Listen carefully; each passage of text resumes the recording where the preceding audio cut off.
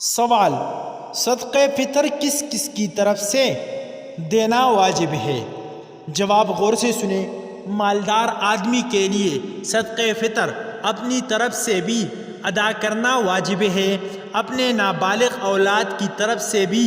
نابالغ اولاد اگر مالدار ہو تو ان کی طرف سے ادا کرے، اور اگر مالدار نہیں ہے تو اپنے مال سے ادا کرے۔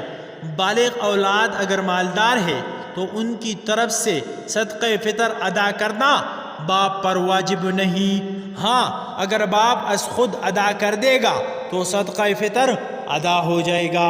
دوسرا سوال یہ ہے، صدقہ فطر کن کن چیزوں سے دیا جا سکتا ہے؟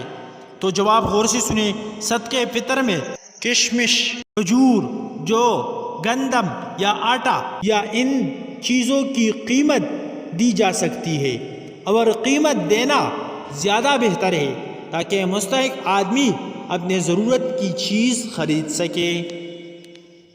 حضرات، اگر آپ نے ہمارے چینل کو سبسکرائب نہیں کیا تو ہمارے چینل کو سبسکرائب کریں اور ساتھ میں گھنٹی کا بٹن بھی دبائیے تاکہ ہمارے نئے ویڈیو آپ لوگوں کو بر وقت پہنچے۔